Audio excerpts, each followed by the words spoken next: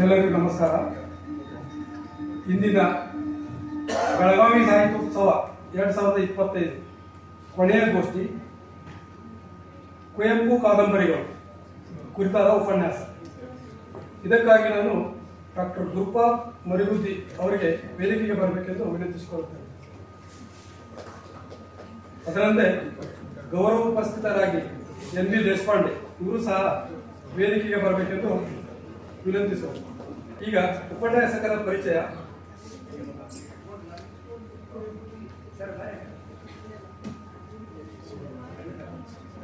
Doctor ಗುರುಪಾಲ್ Mariguddi ಅವರು ಕನ್ನಡ ಪ್ರಾಧ್ಯಾಪಕರಾಗಿ ಸುಮಾರು 3 ದಶಕಗಳ ಕಾಲ ಸೇವೆ ಸಲ್ಲಿಸುತ್ತಲೇ ಶ್ರೇಷ್ಠ ವಿಮರ್ಶಕರೆಂದು ಹೆಸರಾದವರು ಡಾಕ್ಟರ್ ಗುರುಪಾಲ್ ಮರಿಗುದ್ದಿ ಅವರು. ರಾಷ್ಟ್ರಕವಿ ಕುವೆಂಪು ಅವರ ಕಾದಂಬರಿಗಳ ಕುರಿತಾಗಿ ವಿಶೇಷ ಅಧ್ಯಯನವನ್ನು ಕೈಗೊಂಡು ಅದಕ್ಕಾಗಿಯೇ ಡಾಕ್ಟರೇಟ್ ಪದವಿ ಪಡೆದವರು.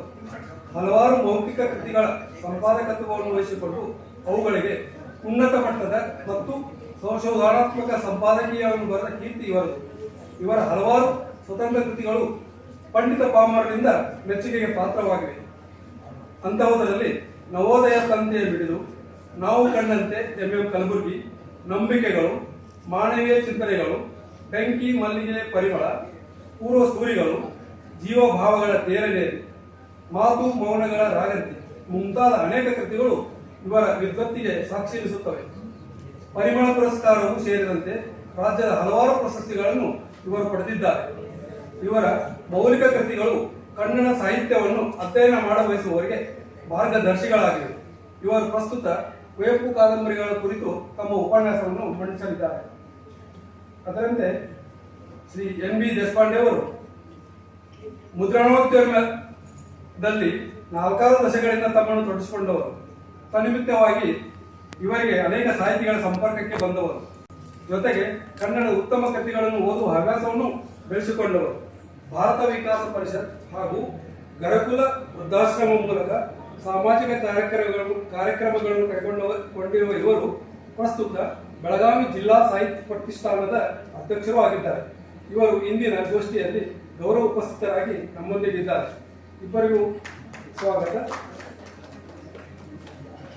ಈಗ ಡಾಕ್ಟರ್ ಗುರುಪಾಲ್ ಮರಿಗುದ್ದಿ ಅವರಿಂದ ಕುವೆಂಪು ಅವರ ಕಾದಂಬರಿಗಳ ಬಗ್ಗೆ ಮಾತಾಡಬೇಕಂತ ಕೇಳ್ತಾರೆ.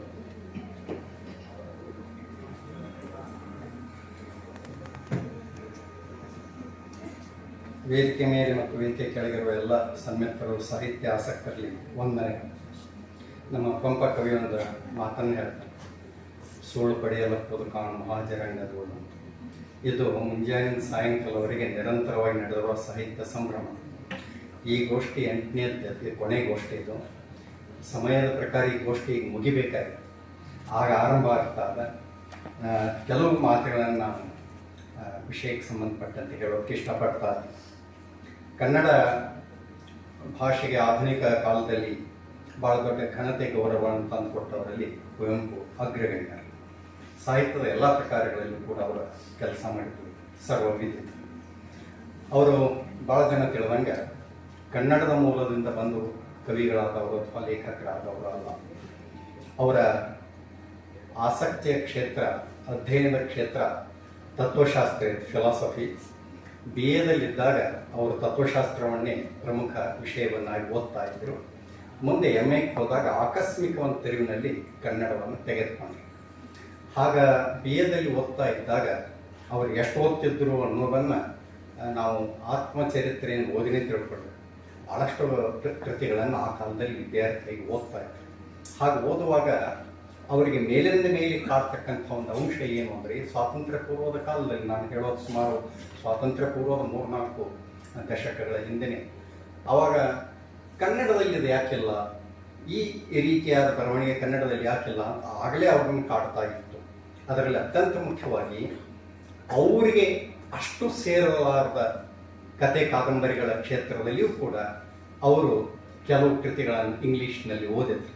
ಅದರಲ್ಲಿ ಮುಖ್ಯವಾಗಿ ಫ್ರೆಂಚ್ ಭಾಷೆಯಿಂದ ಇಂಗ್ಲೀಷಿಗೆ ಬಂದಂಥ, ರಷ್ಯನ್ ಭಾಷೆಯಿಂದ ಇಂಗ್ಲೀಷಿಗೆ ಬಂದಂಥ ಭಾಳ ದೊಡ್ಡ ದೊಡ್ಡ ಕೃತಿಗಳನ್ನು ಅವರು ಓದ್ತಾರೆ. ಅದರಲ್ಲಿ ವಿಕ್ಟರ್ ಹ್ಯೂಗೋ ಅವರ ಕೃತಿಗಳು ಮತ್ತು ಟಾಲ್ಸ್ಟಾಯ್ ಅವರ ಕೃತಿಗಳು, ಅವುಗಳನ್ನು ಓದಿ ಭಾಳ ಸಂತೋಷಪಟ್ಟರೆ ಇಷ್ಟೇ ಅಲ್ಲ, ಅವ್ರಿಗೆ ಭಾಳ ಸಂಕಟನೂ ಕೂಡ ಆಯಿತು. ಸಂತೋಷ. ಯಾಕಂದ್ರೆ ಇಂಥ ಕೃತಿಗಳನ್ನು ರಚಿಸಿದವರು ಎಂಥ ಅದ್ಭುತವಾದಂಥ ತಪಸ್ವಿಗಳಿರಬೇಕು ಅವರು ಅನ್ನೋದು ಒಂದಾದರೆ, ಕನ್ನಡದ ಭಾಷೆಯಲ್ಲಿ ಇಂಥ ಕೃತಿಗಳು ಇಲ್ಲಲ್ಲ ಆಧುನಿಕ ಕಾಲದಲ್ಲಿ ಅಂತ ಸಂಕಟನೂ ಕೂಡ ಆಯಿತು. ಇದು ಅವರನ್ನು ಎಷ್ಟು ದೊಡ್ಡ ಪ್ರಮಾಣದಲ್ಲಿ ಆವರಿಸಿಕೊಂಡಿತು ಅಂತಂದರೆ, ಮುಂದೆ MA ಹೋದಾಗ ಅವರ ಗುರುಗಳ ಜೊತೆಗೆ ಚರ್ಚೆ ಮಾಡ್ತಾ ಇದ್ದಾಗ ಅವರ ಮೇಲಿನ ಮೇಲೆ ಕೃಷ್ಣಶಾಸ್ತ್ರಿ ಅವರಲ್ಲಿ, TS ವೆಂಕಣ್ಣಯ್ಯ ಅವರಲ್ಲಿ, BM ಶ್ರೀ ಅವರಲ್ಲಿ ಚರ್ಚೆ ಮಾಡ್ತಾ ಇದ್ದಾಗಲೆಲ್ಲ ಯಾಕೆ ಕನ್ನಡದಲ್ಲಿ ಸರ್ ಇಂಥ ಕಾದಂಬರಿಗಳು ಬಂದಿಲ್ಲ? ಅವಾಗ ಶಿಕ್ಷಕರಾದವರು ಏನು ಉತ್ತರ ಕೊಡ್ಬೋದು? ಭಾಳ ಆದರೆ ಕನ್ನಡದಲ್ಲಿ ಬರೆಯೋದಾಗಾದ್ರೂ ಇಲ್ಲ ಅನ್ನೋದು ಸಾಧ್ಯ ಇಲ್ಲ, ಕನ್ನಡ ಇನ್ನೂ ಅದಕ್ಕೆ ಯೋಗ್ಯ ಆಗಿಲ್ಲ ಅಂತ ಅನ್ನೋದು ಸಾಧ್ಯ ಇಲ್ಲ. ಅವರು ಒಂದೇ ಮಾತನ್ನು ಉತ್ತರ ಹೇಳಿದರಂತೆ, ಇಲ್ಲ ಪುಟ್ಟಪ್ಪನವರೇ, ಈ ಪ್ರಶ್ನೆಗಳನ್ನು ಹಾಕೋದಕ್ಕಿಂತನೂ ಇಂಥ ಒಂದು ಕೃತಿಯನ್ನು ನೀವು ಯಾಕೆ ಬರೀಬಾರದು ಅಂತ ಹೇಳಿದ್ರ. ಈ ಒಂದು ಅಂಶ ಅವರನ್ನು ತುಂಬ ಕಾಡಿತು.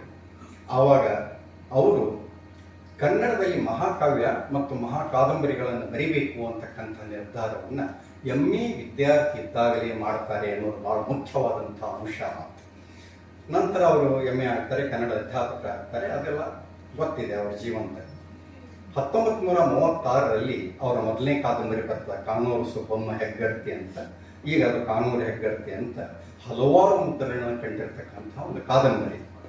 ಅದರ ನಂತರ ಸುಮಾರು ಒಂದು 30 ವರ್ಷಗಳ ನಂತರ 1967ರಲ್ಲಿ ಎರಡನೇ ಕಾದಂಬರಿ ಬರ್ತದೆ, ಮಲೆಗಳಲ್ಲಿ ಮದುಮಗಳು ಅಂತಕ್ಕಂಥದ್ದು. ಅದು ಇಂದಿಗೆ ಸುಮಾರು 20ರಷ್ಟು ಮರುಮುದ್ರಣಗಳನ್ನು ಕಂಡಿರ್ತಕ್ಕಂಥ ಮಹಾ ಕಾದಂಬರಿಯ. ನಮ್ಮಲ್ಲಿ ಎಪಿಕ್ ಅಂತಕ್ಕಂಥದ್ದಕ್ಕೆ ಒಂದು ಹೊಸ ಅರ್ಥವನ್ನು ಕುವೆಂಪು ಅವರು ಮಹಾಕಾವ್ಯದ ಬಗ್ಗೆನೂ ಮತ್ತು ಕಾದಂಬರಿಗಳ ಬಗ್ಗೆನೂ ಕೊಟ್ಟದ್ದನ್ನು ನಾವು ಗಮನಿಸಿದ್ವಿ. 2 ಒತ್ತಡಗಳನ್ನು ಕೂಡ ಇಲ್ಲಿ ಹೇಳಿದ್ವಿ. ಮೊದಲನೇದಾಗಿ ಈ ಕಾದಂಬರಿಗಳನ್ನು ಬೇರೆ ಭಾಷೆಯಲ್ಲಿ ಅವರು ಓದಿದ್ದರಲ್ಲ, ಫ್ರೆಂಚ್ ಮತ್ತು ರಷ್ಯನ್ ಕಾದಂಬರಿಗಳನ್ನು, ಆ ಮಾದರಿ ಅವರ ತಲೆಯಲ್ಲಿತ್ತು. ಎರಡನೇದಾಗಿ ಕಥನದ ದೃಷ್ಟಿಯಿಂದ ಅದಕ್ಕೆ ವಸ್ತುವನ್ನು ತುಂಬಬೇಕಲ್ಲ, ಆ ವಸ್ತು ಅವರಲ್ಲಿ ಬಾಲ್ಯದ ಅನುಭವಗಳ ಬಹಳ ದೊಡ್ಡ ಒತ್ತಡ ಇದೆ. ನೀವೇನಾದರೂ ಅವರ ಮಲೆನಾಡಿನ ಚಿತ್ರಗಳನ್ನು, ಲಲಿತ ಪ್ರಬಂಧಗಳನ್ನು ಓದಿದ್ರೆ, ಕಥೆಗಳನ್ನು ಓದಿದ್ರೆ, ಎಲ್ಲೋ ಆತ್ಮಕಥೆಯನ್ನು ಓದಿದ್ರೆ, ಬಾಲ್ಯದ ವಿಷಯಗಳನ್ನು ಅವರು ಎಷ್ಟು ದೊಡ್ಡ ಪ್ರಮಾಣದಲ್ಲಿ ತಮ್ಮ ಸಾಹಿತ್ಯದ ಕ್ಯಾನ್ವಾಸ್ ಮೇಲೆ ತಂದಿದ್ದಾರೆ ಅಂತಂದರೆ ಅದು ಮುಗಿಯೋದೇ ಇಲ್ಲ. ಎಷ್ಟೋ ಸಲ ಅವರಲ್ಲಿ ಇರ್ತಕ್ಕಂಥ ಆ ಅನುಭವದ ಸಾಂದ್ರತೆ ಎಷ್ಟು ದೊಡ್ಡ ಪ್ರಮಾಣದಲ್ಲಿ ಇತ್ತು ಅಂತಂದರೆ, ಅತಿಥಿಗಳಾಗಿ ಹೋಗಿರ್ತಕ್ಕಂಥ ದೊಡ್ಡ ದೊಡ್ಡ ಕನ್ನಡದ ಆ ಕಾಲದ ಬರಹಗಾರರೆಲ್ಲ ಅವರ ಮಾತುಗಳನ್ನು ಕೇಳಿ, ಅಯ್ಯೋ ಇವುಗಳನ್ನೆಲ್ಲ ನೀವು ಬರೆದಿಟ್ಟರೆ ಚೆನ್ನಾಗಾಗ್ತದಲ್ಲ, ಎಷ್ಟು ಸೊಗಸಾಗಿವೆ ಇವು ಅಂತ. ಅದರ ಕೆಲವು ಭಾಗವಾಗಿ ಮಲೆನಾಡಿನ ಚಿತ್ರಗಳು ಬಂತು ಅಂತ. ಆದಂಥ ಎಷ್ಟೋ ಚಿತ್ರಗಳು ಅವರ ಮಾತಿನಲ್ಲಿನೇ ವ್ಯಕ್ತವಾಗಿದ್ದು ಬರಹಕ್ಕೆ ಬರಲಿಲ್ಲ ಅನ್ನೋ. ಹಾಗಾಗಿ ಈ 2 ಕಾದಂಬರಿಗಳು ಕನ್ನಡದಲ್ಲಿ ಬಹಳ ಮಹತ್ವದ ಒಂದು ಚರ್ಚೆಗೆ ಕಾರಣವಾದವು. ಮುಖ್ಯವಾಗಿ ಆ ಕಾಲದಲ್ಲಿ ಬಂದಿರತಕ್ಕಂಥ ಸಾಮಾಜಿಕ ಕಾದಂಬರಿಗಳಿಗೆ ಅತ್ಯಂತ ಭಿನ್ನವಾದಂಥ ಒಂದು ವಾಸ್ತವವಾದ ಮಾರ್ಗವನ್ನು ಅವು ತೆರೆದು ತೋರಿಸೋದು. ಅದು ಯಾವುದು ಅಂತಂದರೆ, ಈ ಮಹಾಕಾದಂಬರಿಗೆ ಬಹಳ ದೊಡ್ಡದಾದಂಥ ಪ್ರದೇಶದ ಅಗತ್ಯ ಇಲ್ಲ. ಅದು ಭಯಂಕರ ವಿಸ್ತಾರವಾದ ಆವರಣವನ್ನು ಹೊಂದಿರಬೇಕು, ಬಹಳ ದೊಡ್ಡದಾದಂಥ ವಸ್ತುವನ್ನು ಹೊಂದಿರಬೇಕು. ಈ ಸಂಗತಿಗಳಿಗೆ ಭಿನ್ನವಾಗಿ ಅವರು ತೀರ ಸಣ್ಣದಾದಂಥ ಒಂದು ಪ್ರದೇಶದಲ್ಲಿ ನಡೀತಕ್ಕಂಥ ಜನಜೀವನದ ಆಗುಹೋಗುಗಳ ಮೇಲೆ ಒಂದು ಕೇಂದ್ರೀಕರಿಸಿ ಚಿತ್ರಣವನ್ನು ತೆಗೆದುಕೊಳ್ತಾರೆ. ನೀವೇನಾದರೂ ಮೊದಲನೇ ಕಾದಂಬರಿ ಏನು ಬಂದದ 36ರಲ್ಲಿ, ಅದರ ಇಡೀ ಪರಿಸರವನ್ನು ಒಂದು ನಕ್ಷೆಯ ರೂಪದಲ್ಲಿ ನೋಡಿದಿರಿ ಅಂತಂದರೆ, ಕೇವಲ ಒಂದು ತಾಲೂಕಿನ ಒಂದು ಭಾಗದ ಒಂದು 5ರಿಂದ 10 ಕಿಲೋಮೀಟರ್ ಚೌರಸ್ ಕಿಲೋಮೀಟರ್ ವ್ಯಾಪ್ತಿಯ ಭಾಗದಲ್ಲಿ ಬರ್ತಕ್ಕಂಥ ಅರಣ್ಯ ಜೀವನದ ಒಂದು ಕಥಾನಕ ಅಷ್ಟೇ. ಎರಡನೇ ಕಾದಂಬರಿನೂ ಹಾಗೆಯೇ, ಅದು ಇನ್ನೊಂದು ಭಾಗ, ತೀರ್ಥಹಳ್ಳಿ ತಾಲೂಕಿನ ಇನ್ನೊಂದು ಭಾಗದಲ್ಲಿ ಕೆಲವು ಅಂತರ, ಸುಮಾರು ಒಂದು 7-10 ಕಿಲೋಮೀಟರ್ದ ವ್ಯಾಪ್ತಿಯಲ್ಲಿ ಬರ್ತಕ್ಕಂಥ ಕಥಾನಕಗಳು.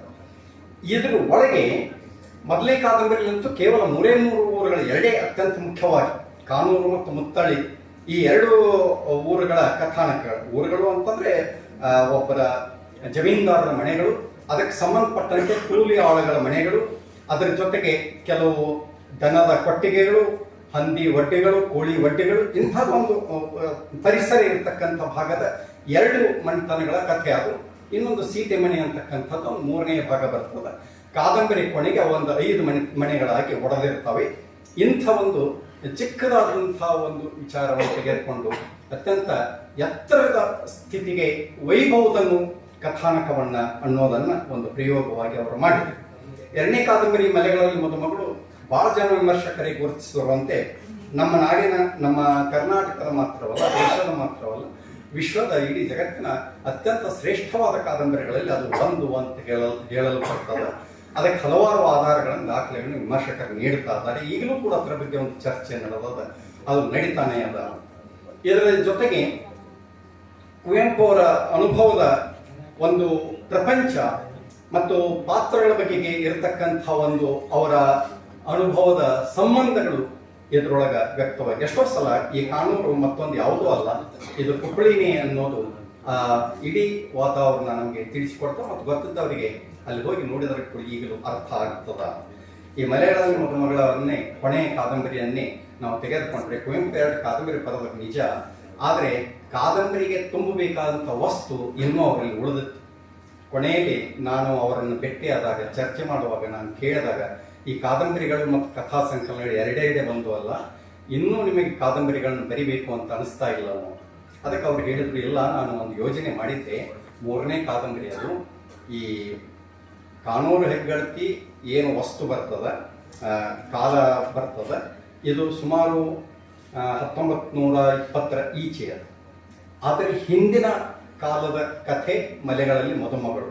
ಆ ಮಲೆಗಳಲ್ಲಿ ಮದುಮಗಳಕ್ಕಿಂತ ಹಿಂದಿನ ಇನ್ನೊಂದು ಕಾದಂಬರಿಗೆ ನಾನು ಯೋಜನೆ ಮಾಡಿದ್ದೆ, ಆದರೆ ಅದು ಬರೆಯೋದು ಆಗ್ತಾ ಇಲ್ಲ ಅಂತ ಹೇಳಿದರು. ಅಲ್ಲ, ಪ್ರಯತ್ನ ಮಾಡಿ ಈಗಲೂ ಬರಿಬಹುದಲ್ಲ ಅಂತ ಅವ್ರ ನಕ್ಕು, ಇಲ್ಲ, ನನ್ನ ಪ್ರತಿಭೆ ಎಲ್ಲ ಅವಳ ಜೊತೆಗೆ ಹೋಗಿಬಿಡ್ತು ಅಂತ ಅವ್ರು ಹೇಳಿದರು. ಅದು ಕುವೆಂಪು ಅವರ ಜೀವನದ ಬಗ್ಗೆ ಗೊತ್ತಿದ್ದವರಿಗೆ ಅದು ಯಾರ ಬಗ್ಗೆ ಅನ್ನೋದು ತಿಳಿದು ಬಿಡ್ತಾವೆ. ಇಂಥ ಒಬ್ಬರು ಕುವೆಂಪು ನಮಗೆ 2 ಬಹಳ ಒಳ್ಳೆಯ ಕಾದಂಬರಿಗಳನ್ನು ಕೊಟ್ಟಿದ್ದಾರೆ. ಆ ಮಲೆಗಳಲ್ಲಿ ಮದುಮಗಳದಲ್ಲಿ ಬಹಳ ಅದ್ಭುತವಾದಂತಹ ಪಾತ್ರ, ಬಹಳ ಜನ ಹೇಳುವಂತೆ ಇನ್ನು ನಾಟಕ ಸಿನಿಮಾಗಳಲ್ಲಿ ಕೂಡ ಅದನ್ನು ನೋಡಿರಬೇಕು. ಈ ನಾಯಿ ಗುತ್ತಿಯ ಒಂದು ಪಾತ್ರ, ಅವನು ಎಲ್ಲಿಯವರೆಗೆ ಪ್ರಯಾಣ ಬೆಳೆಸ್ತಾನೆ ಅಲ್ಲಿವರೆಗೆ ಕಥೆ ಒಂದು ರೀತಿ ಬೀಳ್ತದೆ. ಅವನ ಪ್ರಯಾಣ ಮುಗಿದು ಅವನು ಅಲ್ಲಿಂದ ದೇಶಾಂತರ ಹೋಗುವಂತ ಸಂದರ್ಭ ಬರ್ತದೆ, ಅಲ್ಲಿಂದ ಕಥೆ ಇನ್ನೊಂದು ದಿಕ್ಕಿನಲ್ಲಿ ಮುಂದುವರಿತದ. ಬಹಳ ಜನ ಅಲ್ಲಿ 3 ಪ್ರಣಯ ಜೊತೆಗಳಿದಾವೆ, ಆ ಪ್ರಣಯದ ಕಥೆಗಳು ಅಂತ ಕೂಡ ಗುರುತಿಸ್ತಾರೆ. ಒಂದು ರೀತಿಯಿಂದ ಚಿನ್ನಮ್ಮ ಮತ್ತು ಮುಕುಂದಯ್ಯನ ಪ್ರಣಯದ ಕಥೆ ಅದು. ಅದಕ್ಕೆ ಪೂರಕವಾಗಿ ಬರ್ತಕ್ಕಂಥ ತಿಮ್ಮಿ ಮತ್ತು ನಾಯಿ ಗುತ್ತಿಯ ಕಥೆ, ಅದಕ್ಕೆ ಇನ್ನೊಂದು ಸ್ವಲ್ಪ ಪೂರಕವಾಗಿ ಬರ್ತಕ್ಕಂಥ ಪೀಂಚಲು ಮತ್ತು ಐತರ ಕಥೆಗಳು. ಆದರೆ ನಮ್ಮ ಹರಿಹರ ಕವಿಯನ್ನು ಬಿಟ್ಟರೆ ಆಧುನಿಕ ಕನ್ನಡದಲ್ಲಿ ಬಹುಶಃ ಸಾಮಾನ್ಯರ ಚರಿತ್ರೆಗಳನ್ನ ನಮ್ಮ ಸಾಹಿತ್ಯ ಕ್ಷೇತ್ರಕ್ಕೆ ತಂದವ್ರಿಗೊಂದು ದೊಡ್ಡ ಘನತೆಯನ್ನ, ಗೌರವವನ್ನು ತಂದುಕೊಟ್ಟಂತಹ ಒಬ್ಬ ಕಥನಕಾರ ಯಾರಾದ್ರೂ ಇದ್ರೆ ಅಥವಾ ಕವಿ ಇದ್ರೆ ಅದು ಕುವೆಂಪು ಅನ್ನೋದನ್ನು ನಾವು ಗಮನಿಸಬೇಕು. ಬಹಳ ಸಾಮಾನ್ಯರಿಗೆ ಅವರು ಕೊಡ್ತಕ್ಕಂಥ ಆದ್ಯತೆಯನ್ನ ನಾವು ಈ ನಾಯಿ ಗುತ್ತಿಯ ಪಾತ್ರದ ಮೂಲಕ ನೋಡ್ಬೇಕು. ಇದನ್ನ ಇನ್ನೊಂದು ರೀತಿಯಿಂದ ಅವರ ತೇಜಸ್ವಿ ಮುಂದುವರಿಸ್ತಾರೆ. ನೀವು ಕರ್ವಾಲದಲ್ಲಿ ಒಬ್ಬ ಬಹಳ ದೊಡ್ಡ ವಿಜ್ಞಾನಿ, ಅವನು ಜೀವ ವಿಜ್ಞಾನಿ, ಬೆರಗಾಗುವಂತೆ ಒಬ್ಬ ಹಳ್ಳಿಯ ಒಬ್ಬ ಸಾಮಾನ್ಯ ಅರೆಮರಳಿನಂತಿರತಕ್ಕಂಥ ಒಬ್ಬ ವ್ಯಕ್ತಿ ಅವರಿಗೆ ಗೈಡ್ ಆಗಿ ಬರ್ತಾನೆ. ಅದನ್ನು ನಾವು ಎಲ್ಲಿ ನೋಡ್ಬೋದು ಅಂತಂದ್ರೆ ಈ ಕಾದಂಬರಿಯಲ್ಲಿ ನೀವು ನೋಡಬಹುದು. ನಾಯಿ ಗುತ್ತಿಗೆ ಇರ್ತಕ್ಕಂಥ ಜ್ಞಾನ ಅದಲ್ಲ, ಅದು ಎಷ್ಟು ಅದ್ಭುತ ಅದ ಅಂತಂದ್ರೆ ಅಲ್ಲಿರ್ತಕ್ಕಂಥ ಜಮೀನ್ದಾರರು, ಅಲ್ಲಿರ್ತಕ್ಕಂಥ ಈ ವ್ಯಕ್ತಿಗಳು ತಿಳಿದವರು ಯಾರಿಗೂ ಕೂಡ ಅವನ ವ್ಯಕ್ತಿತ್ವದ ಒಂದು ಭಾಗ ಕೂಡ ಆಗೋದಿಲ್ಲ. ಒಂದು ಸಣ್ಣ ಘಟನೆಯ ಮೂಲಕ ಹೇಳ್ತೀನಿ, ಸಮಯ ಕಡಿಮೆ ಇರೋದ್ರಿಂದ. ನಾಯಿ ಗುತ್ತಿ ಮೇಲೆ ಒಂದು ಪ್ರಕರಣ ನಡೆದು ಅವನ ಮೇಲೆ ಒಂದು ಆಪಾದನೆ ಬರ್ತದೆ. ಅದು ಏನು ಅಂತಂದ್ರೆ, ಆ ವಸೀಲಿ ಸಾಬಿಗಳು ಮತ್ತು ಜಮೀನ್ದಾರರು ಅವರ ಆಳಗಳ ನಡುವ ಹೊಡೆದಾಟ ಆಗುವಾಗ ಇವನು ಪಾಪ ಅದು ಏನ್ ನಡೆದ ಅಂತ ನೋಡಕ್ಕಾಗಿ ಹೋಗಿರ್ತಾನೆ. ಆದ್ರೆ ಇಬ್ಬರು ಜಗಳದ ನಡುವೆ ಏನಾಗ್ತದೆ ಅಂತಂದ್ರೆ ಕೊನೆಗೆ ಅಲ್ಲಿ ಏನು ಹೊಡೆದಾಟ ಆಯ್ತು ಅದಕ್ಕೆ ಜವಾಬ್ದಾರಿ ಯಾರನ್ನು ಮಾಡ್ತಾರೆ ಅಂತಂದ್ರೆ ಈ ಗುತ್ತಿಯ, ನಮ್ಮ ಪೊಲೀಸ್ ವ್ಯವಸ್ಥೆ ಗೊತ್ತಲ್ಲ ಹೇಗಿದೆ ಅನ್ನೋ. ಆ ಜಗಳಾಡಿದವ್ರನ್ನು ಬಿಟ್ಟರು, ಯಾರನ್ನ ಬಡದಿದ್ರು ಅವ್ರನ್ನೂ ಬಿಟ್ಟರು, ಬಡ್ಸ್ಕೊಂಡವ್ರನ್ನೂ ಬಿಟ್ಟರು. ಎಲ್ಲರೂ ಕೂಡಿ ಆರೋಪ ಯಾರ ಮೇಲೆ ಹಾಕಿದ್ರು ಅಂದ್ರೆ ಇವನ್ ಮೇಲೆ. ಪೊಲೀಸರು ಇಬ್ಬರು ಬಂದು ಇವನನ್ನು ಹಿಡ್ಕೊಂಡು ಹೋಗ್ತಿರ್ತಾರೆ. ಅದು ದೊಡ್ಡ ಅರಣ್ಯ, ಅರಣ್ಯದೊಳಗ ಪೊಲೀಸರ ಪ್ರವೇಶ ಪಡೆಯೋದು ಬಹಳ ಅಸಾಧ್ಯ ಆಗಿನ ಕಾಲದಲ್ಲಿ. ಬಂದು ಹಿಡ್ಕೊಂಡು ಹೋಗುವಾಗ ಇವನ್ ಗುತ್ತಿ ಅಂತಾನೆ, ಆ ಜಗಳ ಏನ್ ನಡೆದಂತ ನಾನು ನೋಡೋದಕ್ಕೆ ಹೋಗಿ ನಿಂತ ತಪ್ಪಿಗಿಂತನೂ ನಾನು ಅಸ್ಪೃಶ್ಯನಾಗಿ ಹುಟ್ಟಿದ್ದೀನಿ ಅನ್ನೋದೇ ದೊಡ್ಡ ತಪ್ಪು. ಆದ್ದರಿಂದ ನನ್ನ ಹಿಡ್ಕೊಂಡು ಬಿಟ್ಟಿದ್ದಾರೆ. ಯಾಕಂದ್ರೆ ಆ ಜಮೀನ್ದಾರನ್ನು ಹಿಡಿಯೋದಕ್ಕೆ ಬರೋದಿಲ್ಲ, ಸಾಬಿಗಳನ್ನು ಹಿಡಿಯೋದಕ್ಕೆ ಬರೋದಿಲ್ಲ. ಆದ್ದರಿಂದ ಇದನ್ನ ನನ್ನನ್ನು ಬಲಿಪುಷಿ ಮಾಡಿದ್ದಾರೆ, ಇದನ್ನು ಹೆಂಗೆ ತಪ್ಪಿಸಿಕೊಳ್ಳೋದು.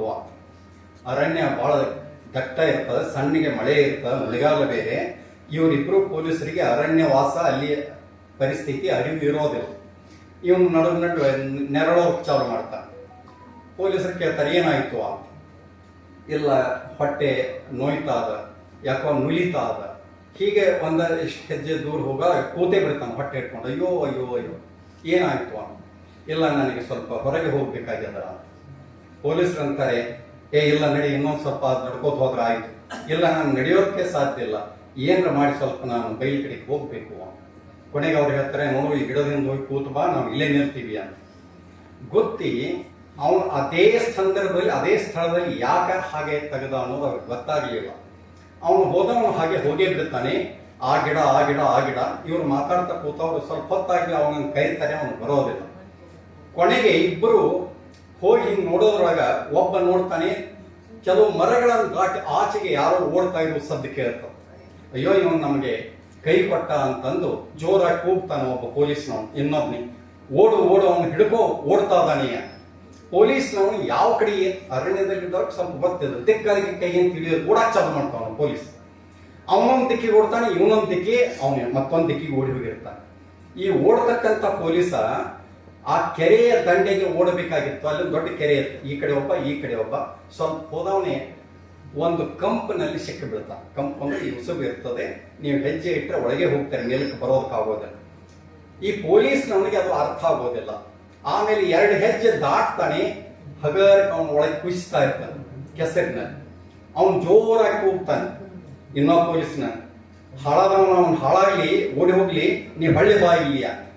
ಇವನು ಬಂದು ನೋಡೋದ್ರೊಳಗ ಈ ಪೊಲೀಸ ಅರ್ಧ ಮುಳುಗಿ ಹೋಗಿರ್ತಾನ ಕೆಸರಿನಲ್ಲಿ. ಇವನಿಗೆ ಆಶ್ಚರ್ಯ, ಏನಾಯ್ತು ಅಂತ. ಇಲ್ಲ, ನಾನು ಇನ್ನೊಂದು ಸ್ವಲ್ಪ ಪ್ರಯತ್ನ ಮಾಡಿದ್ರೆ ಪುರಾಣಿ ಮುಗಿತೀನಿ, ಏನೋ ಅದೇ ಜೀವಂತವಾಗಿ ಏನಾದ್ರೂ ಮಾಡಿ ನಾನು ಉಳಿಸುವ ಅಂತ. ಆವಾಗ ಇವನಿಗೆ ವಿಷಮತೆ ಅರ್ಥ ಆಗ್ತದ. ಕುವೆಂಪು ಅಲ್ಲೊಂದು ಮಾತನ್ನು ಹೇಳ್ತಾರೆ, ಈಗ ಅವರಿಬ್ರು ಪೊಲೀಸ ಅಧಿಕಾರ, ಪೇಟ ಗೀಟ ಬೆಲ್ಟ ಎಲ್ಲ ಮರೆತು ಬಿಟ್ರು, ಜೀವ ಉಳಿಸ್ಕೊಂಡು ಈ ಅರಣ್ಯದಿಂದ ಹೊರಗೆ ಹೆಂಗೆ ಹೋಗೋದು, ಸಾದಾ ಮನುಷ್ಯರಾಗಿ ವಿಚಾರ ಮಾಡಕತ್ತರು. ತಕ್ಷಣ ಒಬ್ಬ ಪೊಲೀಸ ಪೇಟ ತೆಗೆದು ಅದನ್ನು ಬಿಚ್ಚಿ ಹೋಗ್ತಾ ಹೋಗಿದ ಅವನಿಗೆ. ಅವನೊಂದು ಚುಂಗನ್ ಹಿಡಿದುಕೊಂಡು ನಿಂತ, ಆದ್ರೆ ಎಳೆಯೋದಕ್ಕಾಗಲಿಲ್ಲ ಅವನಿಗೆ. ಬೇರೆ ಒಂದಿಬ್ಬರು ಗಾಡಿ ತೆಗೆದು ಹೊರಟಿದ್ರು ಚಕ್ಕಡಿ ಗಾಡಿಯಲ್ಲಿ, ಅವರು ಇಳಿದು ಬಂದರು, ಸಹಾಯ ಮಾಡಿದರು. ಆವಾಗ ಈ ನಾಯಿ ಗುತ್ತಿ ಬಗ್ಗೆ ಕೇಳಿದ್ರಂತ, ಅವನು ಎಲ್ಲದ ಹಿಡ್ಕೊಂಡು ಬರ್ತೀನಿ ಅಂತ.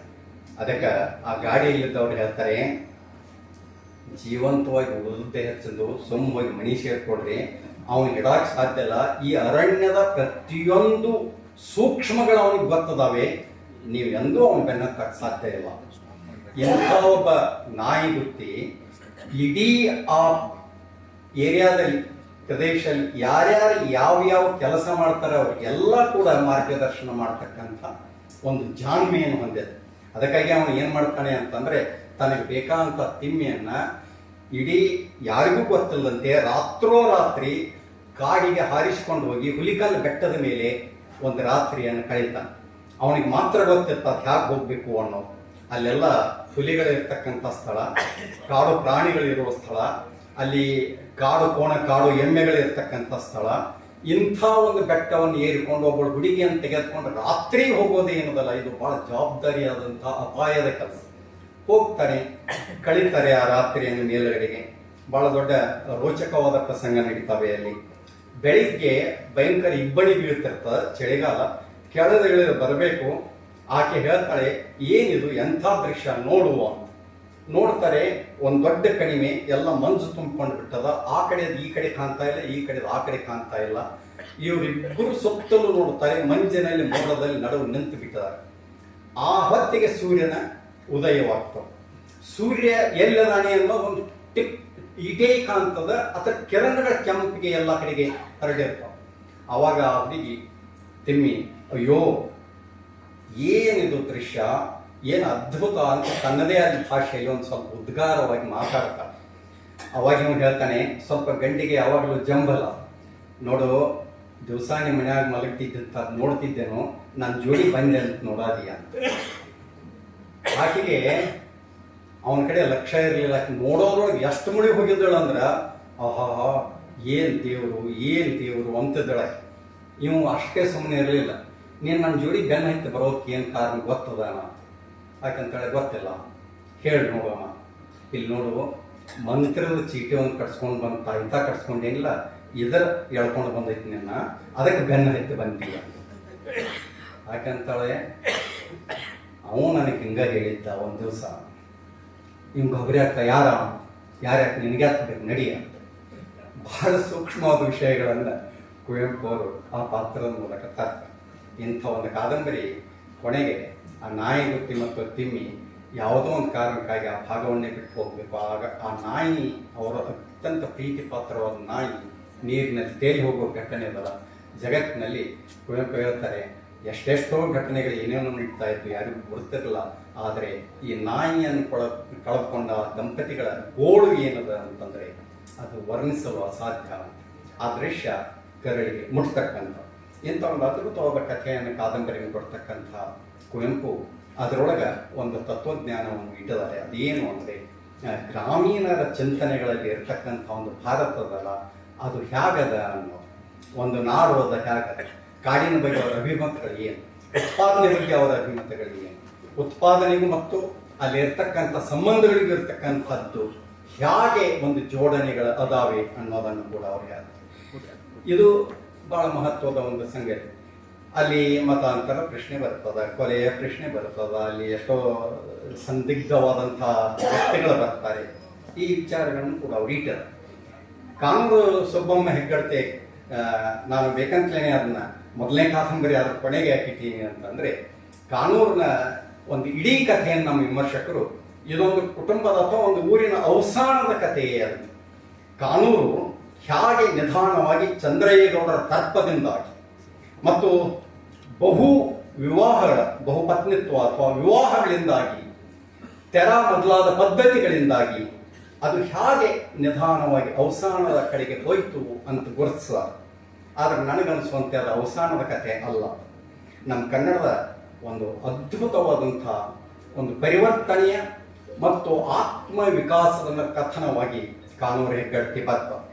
ಆ ಕಾನೂರು ಹೆಗ್ಗಡತಿಯ ಬಹಳ ಮಹತ್ವದ ಅಂಶ ಏನು ಅಂತಂದ್ರೆ, ವ್ಯಕ್ತಿ ಬೇಕಾಷ್ಟು ಸಮಸ್ಯೆಗಳಿದ್ರೂ ಕೂಡ ತನ್ನ ಆತ್ಮಶಕ್ತಿಯಿಂದಲೇ ಮೇಲಕ್ಕೆ ಎದ್ದು ಬರ್ತಕ್ಕಂಥ ಒಂದು ನಿರ್ಣಯವನ್ನು ಅವನು ಕೈಗೊಳ್ಳಬಲ್ಲ. ಹೂವಯ್ಯನ ಮೂಲಕ ಅವರು ಸಾರತಕ್ಕಂಥ ಸಂದೇಶ. ಸೀತೆ ಅವನಿಗೆ ಸಿಗೋದಿಲ್ಲ, ಬಹಳ ಪ್ರಣಯದ ದುರಂತವಾದ ಭಗ್ನ ಪ್ರಣಯ. ಸೀತೆಗೆ ಅವನನ್ನು ಮದುವೆ ಆಗೋ ಮನಸ್ಸಿರ್ತದ, ಅವನಿಗೆ ಅವಳನ್ನು ಮದುವೆ ಆಗೋ ಮನಸ್ಸಿರ್ತದ. ಆದರೆ ಸಂದರ್ಭ ಹಾಗೆ ಆಗೋದಿಲ್ಲ. ಆಕೆಗೆ 2 ಮದುವೆಗಳಾಗ್ತವೆ, 2 ಮದುವೆಗಳು ದುರಂತ ಆಗ್ತವೆ. ಕೊನೆಗೂ ಕೂಡ ಅವರಿಬ್ಬರು ಕೂಡಿ ಇರ್ತಾರೆ, ಆದರೆ ಬೇರೆ ರೀತಿಯಿಂದ ಸಂಬಂಧ ಮುಂದುವರಿತದೆ. ಆವಾಗ ಆ ಹೂವಯ್ಯ ಇಡೀ ಆ ಭಾಗದಲ್ಲಿ ತೋರಿಸಿಕೊಡೋದು ಏನು ಅಂತಂದ್ರೆ, ನಾವು ವ್ಯಕ್ತಿಗಳಾಗಿ ಸ್ವಹಿತ ಮತ್ತು ಸ್ವಾರ್ಥಕ್ಕಾಗಿ ಬದುಕಬೇಕು, ಏನು ಸಾಮಾಜಿಕ ಕ್ಷೇಮಕ್ಕಾಗಿ ಮತ್ತು ಕೆಲವು ಆದರ್ಶಗಳಿಗಾಗಿ ಬದುಕಬೇಕು ಅಂತಕ್ಕಂಥ ಒಂದು ಸಂಘರ್ಷ ಅವನ ಮೂಲಕ ನಡೀತದ. ಮತ್ತು ಅವನು ಕೊನೆಗೂ ಕೂಡ ತೋರಿಸಿಕೊಡೋದು ಏನು ಅಂತಂದ್ರೆ, ನಾವು ನಮಗಾಗಿ ಬದುಕಬೇಕಾಗಿಲ್ಲ, ನಾವು ಇತರರಿಗಾಗಿ ಬದುಕಬೇಕಾದ್ದು ಕೂಡ ಅವಶ್ಯಕ. ಇದನ್ನು ಸ್ವಾಮಿ ವಿವೇಕಾನಂದರು ಹೇಳಿದ ಮಾತು. ಇದು ಕುವೆಂಪು ಅವರ ಮೇಲೆ ಬಹಳ ಪ್ರಭಾವ ಬೀರಿದೆ. ಯಾಕಂತಂದ್ರೆ ಆ ಹೊತ್ತಿಗಾಗಲೇ ಕುವೆಂಪು ಅವರು ದೀಕ್ಷೆಯನ್ನು ಪಡೆದಿದ್ದರು ಪರಮಹಂಸರಿಂದ ಮತ್ತು ವಿವೇಕಾನಂದರ ಮಾತಾ ಶಾರದಾದೇವಿಯಿಂದ ಬಹಳ ಪ್ರಭಾವಿತರಾಗಿದ್ದರು. ನೇರವಾಗಿ ಪರಮಹಂಸರ ಶಿಷ್ಯರಲ್ಲಿ ಒಬ್ಬರಾದಂಥ ಸ್ವಾಮಿ ಶಿವಾನಂದರೇ ಕುವೆಂಪು ಅವರಿಗೆ ನೇರವಾಗಿ ದೀಕ್ಷೆ ಕೊಟ್ಟಿರ್ತಾರೆ. ಈ ಎಲ್ಲದರ ಪರಿಣಾಮ ಕಾದಂಬರಿಗಳ ಮೇಲೆ ಅದ. ಅದಕ್ಕಾಗಿ ಹೂವಯ್ಯನ ಪಾತ್ರ, ಬಹಳ ಜನ ಅವನ ಆದರ್ಶದ ಪಾತ್ರ ಅಂತ ವಿಮರ್ಶೆ ಮಾಡಿದ್ದಾರೆ. ಆದರೆ ಯಾಕೆ ಆದರ್ಶದ ಪಾತ್ರ ಅನ್ನೋದ್ರ ಬಗ್ಗೆ ಅವ್ರು ಹೇಳಿದ್ರು. ಅದು ಯಾಕೆ ಆದರ್ಶದ ಪಾತ್ರ ಅಂತಂದ್ರೆ, ವಿವೇಕಾನಂದರ ಒಂದು ವಾಣಿ ಅದ, ಯಾರು ತನಗಾಗಿ ಬದುಕ್ತಾನೋ ಅವನು ಇದ್ದೂ ಸತ್ತಂತೆ, ಯಾರು ಇನ್ನೊಬ್ಬರಿಗಾಗಿ ಬದುಕ್ತಾನೋ ಅವನು ನಿಜವಾಗಿ ಬದುಕದಂತೆ ಅಂತ ವಿವೇಕಾನಂದರು ಹೇಳಿದ್ದಾರೆ. ಆ ಮಾತನ್ನೇ ಇಟ್ಟುಕೊಂಡು ಕುವೆಂಪು ಅವರು ಈ ಕಾದಂಬರಿಯನ್ನು ಉದ್ದಕ್ಕೂ ಪೋಷಿಸಿಕೊಂಡು ಹೋಗ್ತಾರೆ. ಹಾಗಾಗಿ ಹೂವಯ್ಯ ಮತ್ತು ಸೀತೆ ಒಂದು ಸ್ತ್ರೀ ಸಮಾಜದ ಪ್ರತಿನಿಧಿ, ಇನ್ನೊಂದು ಪುರುಷ ಸಮಾಜದ ಪ್ರತಿನಿಧಿ. ಇಬ್ಬರು ಸ್ವಾರ್ಥವನ್ನು ಕಳೆದುಕೊಂಡಾಗ ಅವ್ರು ಏನಾಗ್ತಾರೆ ಎನ್ನುವುದು ಕಾದಂಬರಿ ಹೇಳ್ತದೆ. ಅದರ ಕೊನೆಯ ಭಾಗದ 2-3 ವಾಕ್ಯಗಳನ್ನು ಹೇಳಿ ನನ್ನ ಮಾತಿಗೆ ಕೊನೆಗೆ ಬರ್ತದೆ. ಇದು ಕಾನೂರು ಮುತ್ತಳಿ ಈ ಕಥೆಯೆಲ್ಲ ಮುಗಿದು ಕೊನೆಗೆ ಬಂದಿರ್ತಾ, ಅವಾಗ ಚಂದ್ರಯ್ಯಗೌಡರು ಸತ್ತು ಹೋಗಿರ್ತಾರೆ. ದ್ವೇಷದಿಂದಾಗಿ ಮನೆತನಗಳ ಒಡೆದು ಹೋಗಿರ್ತಾವೆ. ಆವಾಗ ಸೇರೆಗಾರ ಸೋಮಯ್ಯ ಶೆಟ್ಟರ ಆಳುಗಳು, ಬೇಲರು, ಸುತ್ತಮುತ್ತಲಿನ ಹಳ್ಳಿಗಳ ಅನುಕೂಲಸ್ಥರು, ವಾಸುವಿನ ಸಹಪಾಠಿಗಳಾಗಿದ್ದ ಅಗ್ರಹಾರದ ವೆಂಕಯ್ಯನವರ ಇಬ್ಬರು ಮಕ್ಕಳು. ಸ್ವಲ್ಪ ಇದು ಗೊತ್ತಿರಬೇಕು ಹಿನ್ನೆಲೆ, ಇದ್ರೊಳಗೆ ಎಲ್ಲ ಜಾತಿಯವರದ. ಯಾಕಂದ್ರೆ ಕುವೆಂಪು ಅವ್ರ ಮೇಲೆ ಒಂದು ಆರೋಪ ಏನು ಅಂದರೆ ಅವರ ಬ್ರಾಹ್ಮಣರನ್ನು ಭಾಳ ಟೀಕೆ ಮಾಡ್ತಾ ಇದ್ರು ಅಂತ. ಈ ಕಾದಂಬರಿಯಲ್ಲಿಯೂ ಒಬ್ಬ ವೆಂಕಟಪ್ಪ ಅಂತ ಪುರೋಹಿತ ಬರ್ತಾನೆ, ಅವನಿಂದ ಭಾಳಷ್ಟು ಹಾನಿ ಆಗ್ಯದ. ಆದ್ರೆ ಕೊನೆಗೆ ಹೇಳೋದು ಏನು ಕುವೆಂಪು ಅಂದರೆ, ಆ ವೆಂಕಟಪ್ಪನ ಮಕ್ಕಳು ಕೂಡ, ಸೇರೆಗಾರರ ಮಕ್ಕಳು ಕೂಡ, ದಲಿತ ವರ್ಗದವರ ಮಕ್ಕಳು ಕೂಡ ಕೊನೆಯಲ್ಲಿ ಆ ಬೆಟ್ಟದ ತುದಿಯ ಮೇಲೆ ಕೂಡಿರ್ತಾರೆ. ಆವಾಗ ಇವರೆಲ್ಲರೂ ಸಾಲಕ್ಕೆ ಕೂತಿದ್ದಾರೆ. ಅದು ಯಾತಕ್ಕ ಅಂದ್ರೆ, ಇನ್ನೂ ಅನೇಕರು ಬುದ್ಧ ಜಯಂತಿಯ ಉತ್ಸವಕ್ಕಾಗಿ ಹಸಿರು, ಹೂವು, ತಳಿರು, ತೋರಣಗಳಿಂದಲೂ ವಿವಿಧ ಪರಿಮಳಗಳಿಂದಲೂ ತಪೋವನದಂತೆ ಶೋಭಿಸಿದ ಮಂದಿರದಲ್ಲಿ ಕಿಕ್ಕಿರಿದು ಸೇರಿದ್ದಾರೆ. ಅಲ್ಲಿ ಯಾಕೆ ಸೇರಿದ್ದಾರೆ ಅಂದ್ರೆ, ಅದು ಬುದ್ಧ ಪೌರ್ಣಿಮೆ ಅದ, ಬುದ್ಧನ ಒಂದು ಉತ್ಸವ ಮಾಡ್ತಾ ಇದ್ದಾರೆ. ಆ ಬುದ್ಧನ ಉತ್ಸವಕ್ಕಾಗಿ ಅವರೆಲ್ಲ ಒಂದಾಗಿ ಸೇರಿದ್ದಾರೆ. ಸ್ವಲ್ಪ ಹೊತ್ತಿನಲ್ಲಿ ಉತ್ಸವ ಆರಂಭವಾಯಿತು. ವಾಸು ಆತನ ಇಬ್ಬರು ಬ್ರಾಹ್ಮಣ ಮಿತ್ರರು, ಶಂಕರಯ್ಯ, ರಮೇಶ, ಇಷ್ಟು ಜನರು ವೇದಿಕೆ ಪಕ್ಕದಲ್ಲಿ ನಿಂತು ನವಜೀವನ ಮಂತ್ರಗಾನವನ್ನು ಹಾಡತೊಡಗಿದ್ದಾರೆ. ಕನ್ನಡ ಕಾದಂಬರಿಗಳಲ್ಲಿ ಒಂದು ವಿಶೇಷವಾದ ಕಾದಂಬರಿ ಇದು. ಬುದ್ಧ ಜಯಂತಿಯನ್ನು ಇಟ್ಟುಕೊಂಡು ಒಂದು ಹೊಸ ಸಂದೇಶವನ್ನು ಇಡೀ ಕರ್ನಾಟಕ ಜಗತ್ತಿಗೆ ಕೊಡ್ತಕ್ಕಂಥ ಸಂದೇಶವನ್ನು ಹಾಡಿ ಮುಗಿತಕ್ಕಂಥ ಒಂದು ಕಾದಂಬರಿ ಅದು. ಲಕ್ಷ್ಮಿ ಹಿಂದುಗಡೆಯಿಂದ ಹಾರ್ಮೋನಿಯಂ ಬಾರಿಸ್ತಾ ಹಿಮ್ಮೇಳವಾಗಿದ್ದಳು. ಈಕೆ ಸೀತೆಯ ತಂಗಿ ಇದ್ದಳು, ಮದುವೆಯಾಗಿದ್ದಾಳೆ. ಆಕೆ ಹಾರ್ಮೋನಿಯಂ ನುಡಿಸ್ತಾಳೆ. ಸೀತೆ ತಾನು ಕೂತ ಕಡೆಯಿಂದಲೇ ಮಾನಸಿಕವಾಗಿ ಅದರಲ್ಲಿ ಭಾಗಿಯಾಗಿದ್ದಳು. ಆ ರಮಣೀಯ ವಸಂತ ಪ್ರಭಾತದಲ್ಲಿ ಶಿಷ್ಯರ ಕಂದರಮಯವಾದ ಸಹ್ಯಾದ್ರಿಯ ವನಭೂಮಿಯಲ್ಲಿ ಹೊಸದಾಗಿ ಮೂಡಿ ಬಂದ ದಿನಮಯ ಕಾಂಚನ ಕಾಂತಿಯಲ್ಲಿ, ಬಹುಶಃ ನೀವು ಕವಿಶೈಲಕ್ಕೆ ಹೋಗಿದ್ರೆ ಕವಿಶೈಲದ ಚಿತ್ರಣ ಮತ್ತೊಂದು ಬೇರೆ ಏನೂ ಅಲ್ಲ. ಅಲ್ಲಿ ಕುವೆಂಪು ಕೂತು ಎಷ್ಟೋ ಸಲ ಈ ಬುದ್ಧನನ್ನು ಕೂತು ಒಬ್ಬರೇ ಧ್ಯಾನಸ್ಥರಾಗಿ ಕೂತು ಕವಿತೆಗಳನ್ನು ಬರಿತಾ ಇದ್ರು. ಆ ಸ್ಥಳದಲ್ಲಿ ನಡೆದ ಕೊನೆಯ ಭಾಗ. ಸಹ್ಯಾದ್ರಿಯ ವನಭೂಮಿಯಲ್ಲಿ ಹೊಸದಾಗಿ ಮೂಡಿ ಬಂದ ದಿನಮಯ ಕಾಂಚನ ಕಾಂತಿಯಲ್ಲಿ ಗಿಳಿ, ಕಾಮಳ್ಳಿ, ಕಾಚಾನ, ಕೋಗಿಲೆ, ಪಿಕರ ಮೊದಲಾದ ಹಕ್ಕಿಗಳ ಇಂಚರದೊಡಗೂಡಿ ಆ ಗಾನ ಆಲಿಸಿದವರನ್ನು ಬೇರೊಂದು ನವೀನ ಆಶಾ ಜಗತ್ತಿಗೆ ತೇಲಿಸಿತು. ಉದಯಿಸಿತನದೋ ಅಭಿನವ ದಿನಮಣಿ ಸಹ್ಯಾದ್ರಿಯ ಶೃಂಗಾಳಿಯ ಮೇಲೆ ಹರಿದೋಡಿದೆ ನಿಶೆ ನಗೆಬೀರಿದೆ ಉಷ ತೀಡುತ್ತಲಿದೆ ತಂಗಾಳಿಯ ಲೀಲೆ ಮಲೆನಾಡನ್ನು ಮನಮೋಹಿಸುತ್ತೆ ಓ ದಿನಮುಖದಿಂದ ಕಾಂಚನ ಕಾಂತಿ. ಏಳಿರಿ ಏಳಿರಿ ಕರೆಯುತ್ತಿದೆ ಕೇಳಿರಿ ಓ ನವಜೀವನ ಸಂಕ್ರಾಂತಿ. ಕಂದೆರೆಯಿರಿ ನವ ಕಾಂತಿಗೆ ನವ ಶಾಂತಿಗೆ ಓ ಕ್ರಾಂತಿಯ ಪುತ್ರರೇ ಬಾಳಿ, ಓ ಕ್ರಾಂತಿಯ ಪುತ್ರರೇ ಬಾಳಿ. ನಮಸ್ಕಾರ ಎಲ್ಲರಿಗೂ ಕೂಡ.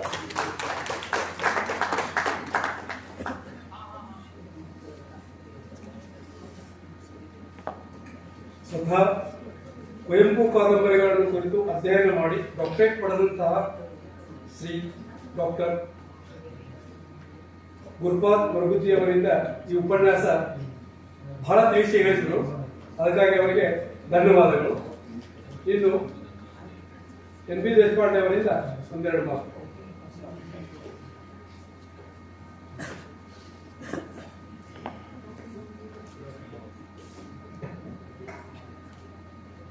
ಎಲ್ಲರಿಗೂ ನಮಸ್ಕಾರ. ಇವತ್ತಿನ ದಿವಸದ ಕಾರ್ಯಕ್ರಮದ ಕೊನೆಯ ಗೋಷ್ಠಿ. ಸಮಯದ ಅಭಾವ, ನಾಲ್ಕೇ ಶಬ್ದಗಳಲ್ಲಿ ಮಾತಾಡ್ತೀನಿ. ನಾನು ವೃತ್ತಿಯಲ್ಲಿ ಮುದ್ರಣ ವ್ಯವಸಾಯದಲ್ಲಿ ಇರೋದ್ರಿಂದ ಸಾಹಿತಿಗಳು ದೋಸ್ತಿ ಆಯಿತು ನಮ್ಗೆ. ಆಮೇಲೆ ಕಾಲಾಂತರದಲ್ಲಿ ಕೆಲವು ಹಿರಿಯರ ಸೂಚನೆಯಂತೆ ನಾನು ಬೆಳಗಾವಿ ಜಿಲ್ಲಾ ಸಾಹಿತ್ಯ ಪ್ರತಿಷ್ಠಾನದಲ್ಲಿ ಸದಸ್ಯನಾಗಿ ಪಾಲ್ಗೊಂಡೆ. ಬರುತ್ತಾ ಕೆಲವೊಂದು ಜವಾಬ್ದಾರಿಯನ್ನು ನನಗೂ ಕೂಡ ಕೊಟ್ಟರು. ಆ ಜವಾಬ್ದಾರಿಯನ್ನು ಮಾಡುತ್ತಾ ಇವತ್ತಿನ ದಿವಸ ಎಲ್ಲ ಹಿರಿಯರು ಕೂಡಿ ನನಗೆ ಅದರ ಅಧ್ಯಕ್ಷ ಸ್ಥಾನವನ್ನು ಅಲಂಕರಿಸಲು ಒಂದು ಅನುವು ಮಾಡಿಕೊಟ್ಟದ್ದಕ್ಕೆ ಪ್ರಪ್ರಥಮವಾಗಿ ನಮ್ಮ ಸಂಸ್ಥಾಪಕ ಸದಸ್ಯರಿಗೆ ನಾನು ಅಭಿನಂದಿಸ್ತೇನೆ. ಈ ಸಾಹಿತಿಗಳ ಕೂಡ ನಮ್ಮ ಸಂಬಂಧ ಮುದ್ರಣ ವ್ಯವಸಾಯದಲ್ಲಿ ಯಾವಾಗಲೂ ಬಂದೇ ಬರ್ತದೆ. ಬೇರೆ ಬೇರೆ ಕಾರ್ಯಗಳಿಗಾಗಿ, ಬೇರೆ ಬೇರೆ ಕೆಲಸಗಳಿಗಾಗಿ ನಾವು ಅವರು ಒಂದು ಕೂಡಿ ಕೆಲಸ ಮಾಡ್ತಿರ್ತೀವಿ. ಅದೇ ರೀತಿ ಇವತ್ತಿನ ಈ ಸಾಹಿತ್ಯೋತ್ಸವ 25 ಯಾವಾಗ ನಮ್ಮ ಮಿತ್ರ ಸಿರಿ ಜೋಶಿಯವರ ಮನಸ್ಸಿನಲ್ಲಿ ಬಂದು ಒಂದು ದಿವಸ ಸಾಯಂಕಾಲ ನಾವು ಮುದ್ರಣಾಲಯದಲ್ಲಿ ಬಂದಾಗ ಈ ವಿಷಯವನ್ನು ಪ್ರಸ್ತಾಪಿಸಿದರು.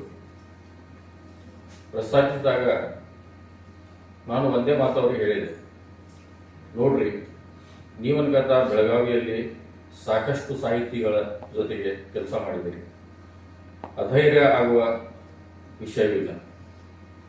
ಎಲ್ಲರೂ ಕೂಡ ನಾವು ಕೆಲಸ ಮಾಡೋಣ, ಈ ಕಾರ್ಯಕ್ರಮವನ್ನು ಯಶಸ್ವಿಗೊಳಿಸಲು ಪ್ರಾಮಾಣಿಕ ಪ್ರಯತ್ನವನ್ನು ಮಾಡೋಣ ಅಂತ ಹೇಳಿದಾಗ ಅವರಂದರು, ಇಲ್ಲ, ನಾವು ಪ್ರತಿ ದಿವಸ ಭೇಟಿ ಆಗಬೇಕಾಗ್ತದೆ, ಕೆಲವು ವಿಷಯಗಳ ಬಗ್ಗೆ ಚರ್ಚೆ ಮಾಡಬೇಕಾಗ್ತದೆ, ಇಡೀ ದಿವಸ ಕಾರ್ಯಕ್ರಮ ಮಾಡಬೇಕಾದ್ರೆ ಇದೊಂದು ದೊಡ್ಡ ನಮಗೆ ಸವಾಲಾಗಿದೆ. ಆವಾಗ ನಾನು ವಿಶೇಷವಾಗಿ ಇಲ್ಲಿ ಹೇಳಲಿಕ್ಕೆ ಬಯಸ್ತೀನಿ, ಅನೇಕ ಸಾಹಿತಿಗಳು, ಹಿರಿಯರು ನಮಗೆ ಕೊಟ್ಟಂತ ಸಲಹೆ ಸೂಚನೆಯಿಂದ ನಾವು ಇವತ್ತಿನ ದಿವಸ ಈ ಕಾರ್ಯಕ್ರಮವನ್ನು ಪೂರ್ಣಗೊಳಿಸಲು ಅನುವಾದಿವು ಅಂತ ಹೇಳಿಕೆ ಅವರೆಲ್ಲರಿಗೂ ನಾನು ಧನ್ಯವಾದಗಳನ್ನು ಹೇಳ್ತೀನಿ. ಕೆಲವೊಂದು ಸೂಚನೆಗಳು ಕೂಡ ನಮಗೆ ಇವತ್ತಿನ ದಿವಸ ಬಂದ ಹಿರಿಯರಿಂದ ತಿಳಿದುದು, ಏಕೆಂದರೆ ಇದು ನಮ್ಮದು ಮೊದಲನೆಯ ಪ್ರಯತ್ನ. ಅದರಿಂದ ಕೆಲವು ಯಾವಾಗಾದರೂ ಅನಾನುಕೂಲತೆ ಆಗಿದ್ದರೆ ಅಥವಾ ನಮ್ಮ ಇದರಲ್ಲಿ ಆಗಿದ್ದರೆ ಅವುಗಳನ್ನು ತಿದ್ದಿಕೊಳ್ಳಲು ನಮ್ಮ ಕೆಲವೊಂದು ಸೂಚನೆಗಳು ಬಂದದ್ದು ನಾವು ಸವಿನಯದಿಂದ ಸ್ವೀಕರಿಸಿ ಮುಂಬರುವ ದಿನಗಳಲ್ಲಿ ಅವುಗಳನ್ನು ಸರಿಯಾಗಿ ನಿಟ್ಟಿನಲ್ಲಿ ಮಾಡಿಕೊಳ್ತೇವೆ ಅಂತ ಹೇಳ್ತಾ ನನ್ನ 2 ಮಾತುಗಳನ್ನು ಮುಗಿಸ್ತೀನಿ.